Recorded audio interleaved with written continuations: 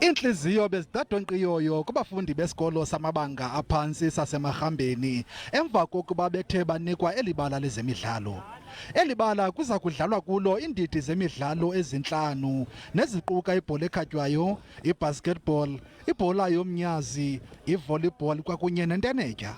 Yabona ezemidlalo ziyalaphilisa and uba ngaba abantwana bethu bazawuyeka ukuba bajonge ezinye izinto bahoye ukuba babe kwezemidlalo nezinto zemidakamiswa zizakhe zinqabe.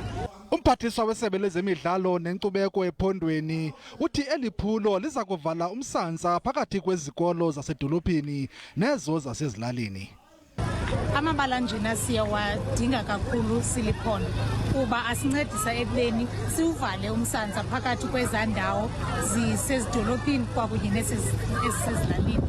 Apha ezilalini anqabile amabala njena. Isebe lihlabe ikhwelo kwicandelo labucala ukuba liphose esivivaneni ngokuthi lityale imali ekwakhiweni kwamabala kweli phondo.